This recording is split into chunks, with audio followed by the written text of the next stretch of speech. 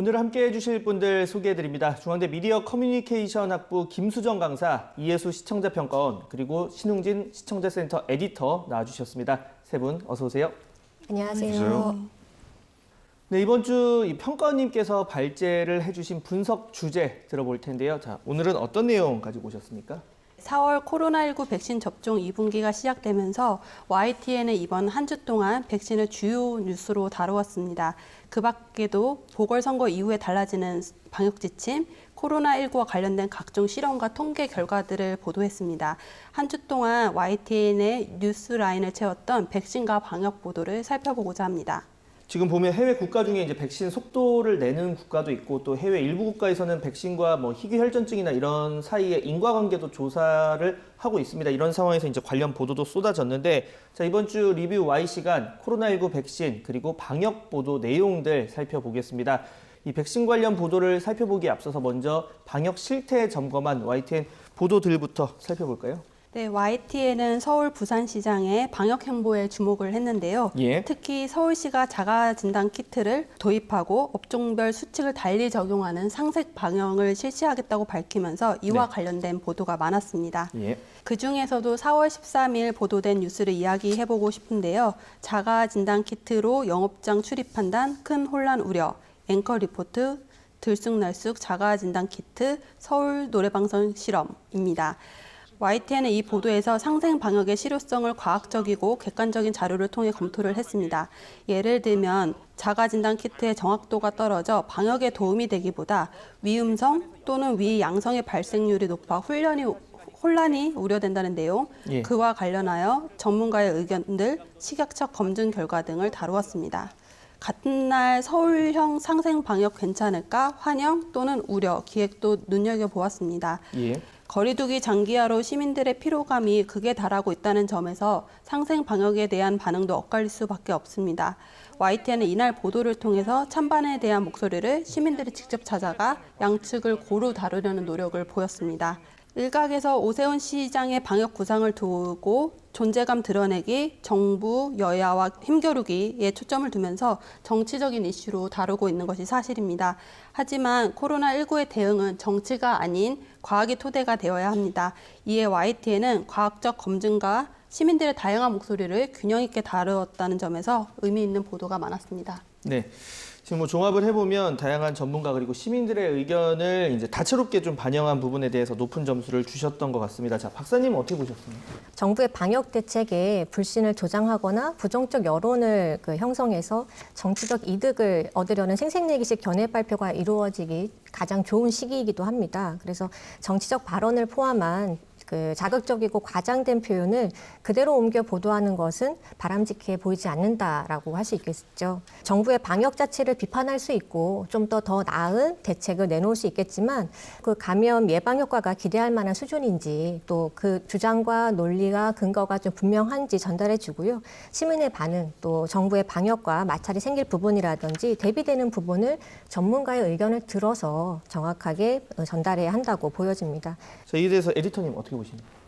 이 단체장들이 각 지자체에 맞는 그런 정책을 따로따로 이렇게 내놓는 건 원래 당연한 일이긴 합니다.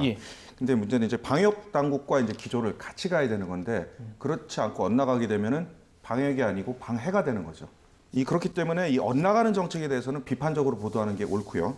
지금 현재 확진자가 계속 늘어나고 있는 상황 아니겠습니까? 그렇기 때문에 이 방역 체계를 더 타이트하게 지금 가져야지 이거를 느슨하게 한다는 건 일단 말이 안 되는 것 같고요. 특히 방역과 관련해서는 이 언론에 보다 엄격하게 따지라는 게 국민의 요구라고 보고 있습니다. 네. 이 방역 체계 보도만큼이나 백신 관련 보도들도 쏟아진 한 주였습니다.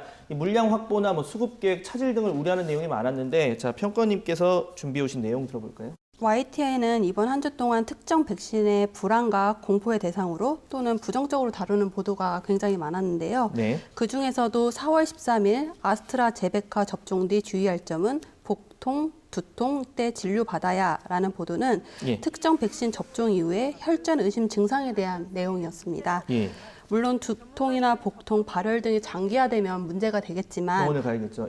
접종 직후의 증상은 부작용이라기보다는 면역이 생기고 있는 증거라는 결과가 있습니다. 동시에 백신 수급과 관련한 보도에서도 불안한 백신 수급, 백신 도입 빨간불, 악재, 대란 등의 불안의 정동을 키우는 표현들이 다소 많이 사용되었는데요.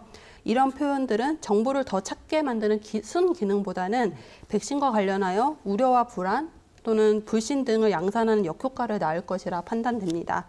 한편 같은 주에 안정성을 의심받았던 백신들이 효능이 있다는 뉴스도 동시에 다뤄졌는데요. 이 보도들은 지난 1분기에 백신 접종 이후의 결과가 발표되면서 다루어진 뉴스인데요. 네. 결국 기지 않은 한 주 동안 백신 수급과 대응과 실패, 접종과 반응을 놓고 상호 상반된 내용들이 속보식, 사건 기사식으로 다루어짐을 알 수 있습니다.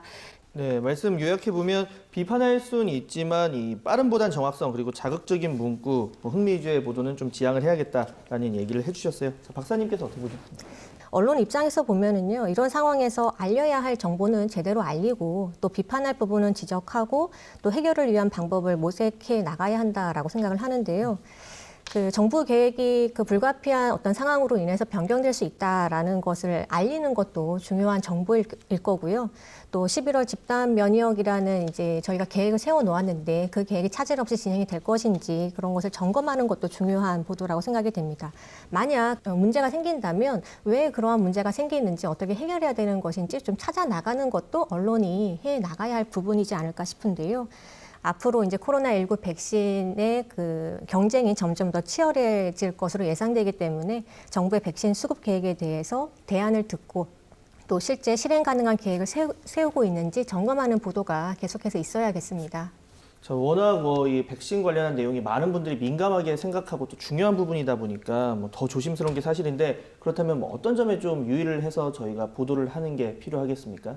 백신의 어떤 접종 후에 문제가 없는 경우는 좀 잘 보이지 않고 또 부작용 사례를 신고한 경우는 매우 집중적으로 보도가 되고 많이 보도가 되면서 백신을 불신하게 하는 이제 사회적 분위기가 만들어지는 것이 아닌가 좀 우려스럽습니다. 백신 효능에 대한 취약성을 염려하는 보도는 정말 중요한 그 사실 전달 보도라고 할 수 있는데요. 코로나 바이러스 자체가 변이될 가능성이 높고 또 백신에 따라서 면역력을 유지하는 기간이 짧거나 그 변이 바이러스에 대응하지 못할 수 있는 한계가 있다라는 이러한 정보에 대해서 국민들에게 그 정보를 제공해서 현재 방역 계획을 언제든지 좀 수정하거나 또 새로 짜야 되는 상황이 있을 수도 있다. 이런 것들을 좀 알려주어서 시민들이 좀 방역 상황에 능동적으로 대처할 수 있게 했으면 합니다. 해외에서 많이 나오는 이야기가 이 백신으로 인한 이득이 더 크다라는 얘기가 많이 나옵니다. 그런데 이 백신으로 인한 이득이 예를 들어서 1000이면 부작용은 이제 5. 근데 그 부작용은 몇 명한테 몰려서 나타날 수밖에 없고 이득은 많은 사람들한테 이제 퍼져서 나타나다 보니까 아무래도 많은 분들이 이제 부작용에 대한 우려가 클 수밖에 없고 염려를 하지 않을 수 없겠죠. 그래서 더 투명하게 이제 정보를 알리고 설득을 해나가는 게 중요할 텐데, 자, 에디터님께서는 이런 보도 어떻게 보셨습니까? 이게 만에 하나 나한테 이제 잘못되면 어떻게 하나. 누구나 이제 그런 생각을 해볼 수 있는 거거든요. 언론은 끝없이 이런 가능성에 대해서 의심을 해보긴 해야 됩니다. 근데 현재 백신이 오랜 기간을 거쳐서 완벽하게 검증이 끝나서 안전한 그런 제품은 아니지 않습니까? 그렇기 때문에 이걸 과학적으로 접근해야 되는데 문제는 앞서도 이제 두 분께서 지적하셨지만 이것을 정치적으로 이제 악용한다는 데 있습니다. 이 정부 정책의 불신을 조장해서 결국 방역에 장애가 된다는 거죠. 이 방역 전문가가 아닌 정치인의 말을 따옴표식으로 이제 인용 보도를 하는 것은 문제가 있다라고 그동안 여러 번 지적을 했는데도 불구하고 연일 이런 내용의 기사가 쏟아지고 있습니다. 현재 이 백신을 맞는 것 외에는 극복할 수 있는 방안이 없지 않습니까? 현실적으로 이 백신이 충분해서 누구나 마음에 드는 걸 골라서 아무 때나 맞을 수 있다라면 아무 문제가 되지 않겠지만 지금 현재로서는 방역 당국의 이 지침을 따르는 것이 최선입니다. 최근에도 이스라엘과 영국 등이 이제 일상을 회복하고 있다고 YTN이 보도를 하긴 했는데 이 배경에는 다 백신이 있었기 때문에 가능하다고 할 수 있는 거죠. 네, 자 앞으로도 상황을 좀 지켜보겠습니다. 자 이런 가운데 최근에 한 기업이 코로나19 예방에 효과가 있다면서 발효유 이게 불가리스인데 저희도 보도를 했으니까 그냥 실명을 얘기해도 될 것 같아요. 상표명을 홍보하기도 했습니다. 그래서 음료를 평소 자주 드시던 분들도 계실 텐데 저런 홍보 때문에 다 팔려서 못 사 먹는 상황도 있었다고 하는데요. 자 저희 YTN에서도 다룬 소식이고요. 자 평가님 어떻게 보셨습니까? 네, 한 심포지엄에서 남양유업의 불가리스가 코로나19의 예방에 효과가 있다는 내용을 발표했는데요. 이와 관련해서도 언론의 책임을 묻는 목소리가 있습니다. 네. 질병관리청의 검토와 반박이 있기 전에 언론들이 팩트체크를 하기도 전에 불가리스의 효능에 대해 앞다퉈 받아쓰기 기사를 작성했기 때문인데요. 이로 인해서 남양유업 주가가 급등하는 상황까지 발생했습니다. 그러나 YTN은 4월 14일에 보도한 주가 급등락을 불러온 불가리스 코로나 억제 발표 뭐가 문제였나라는 보도를 시작으로 질병청의 반박 자료가 나온 이후에 해당 논란을 비판적으로 다루는 연속 보도를 이어갔습니다. 타 언론사와 달리 YTN은 심포지엄 발표 내용을 성급하게 다루지 않고 한 번 더 내용을 정제하고 조사하고 한 걸음 물러나서 지켜보고 신중하게 다루었다는 점에서 언론의 기본적인 원칙을 잘 수행했다고 평가됩니다. 뿐만 아니라 코로나19와 관련된 문제들이 감염과 백신 등의 건강의 문제뿐만 아니라 상업적으로 이윤을 위해서 악용될 수 있다는 경각심을 심어주기에도 충분했다고 평가됩니다. 네. 이거 준비하면서 저희가 이 보도자료 받았었다면 참 불편한 상황이 될 뻔했는데 이 관련 내용을 얘기하기에 굉장히 염려스러운 상황이었는데 자 박사님께서 어떻게 보셨습니까? 동물 실험이나 임상 실험 결과도 전혀 없이 특정 식품으로 바이러스를 억제할 수 있다라고 발표한 경우를 언론이 이제 계속해서 연속적으로 보도했던 것은 좀 문제의식 없이 보도한 것이 아니었나라는 지적을 할 수밖에 없을 것 같고요.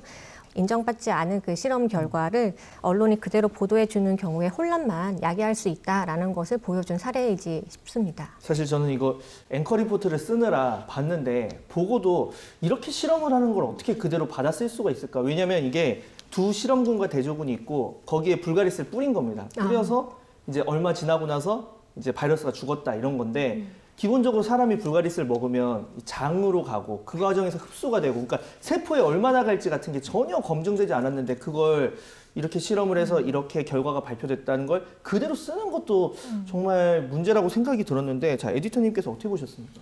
이번 사태를 놓고 이 남양유업에만 화살을 돌린 건 굉장히 비겁한 일입니다. 언론이 분명히 역할을 했거든요. 네. 이 연합뉴스, 뉴시스 등에서 먼저 이제 통신사에서 기사를 릴리즈하고 그 이후에 언론사들이 주를 받아 쓰면서 이제 문제가 커졌던 건데 이 남양 측에서 그렇게 주장했다라고 전하면 면피할 수 있는 그런 사안이 아니었다라는 것입니다. 이 미디어 비평지들은 이번 소동에 분명히 언론이 잘못이 있다고 지적을 하고 있거든요. 이 불가리스 기사가 쏟아지자 저도 이제 주무부서인 경제부에 이제 급하게 좀 확인을 해봤습니다. 이 경제부에서는 일단 의심이 좀 든다라고 해서 유보를 했고요. 그래서 다행히 그 코로나19 억제 효과가 77.8%에 이른다는 이 엉뚱한 기사는 이제 나가진 않았습니다. 이 통신사들의 잘못된 기사를 걸러내긴 한 건데요. 하지만 앞에서도 여러 번 지적하셨듯이 그동안 백신 접종과 이 사망자 발생의 인과관계가 확인되지 않았는데도 YTN이 이제 속보 경쟁을 여러 번 했기 때문에 이 전체적인 보도를 평가한다면 YTN도 비판으로부터 완전히 자유롭지는 않습니다.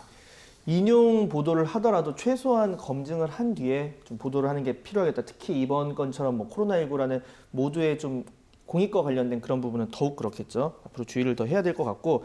자, 마지막으로 오늘 저희 대화 내용 정리를 해보겠습니다. 이것만은 꼭 명심할 수 있도록 한 줄로 요약을 해 주신다면요. 먼저 평가원님.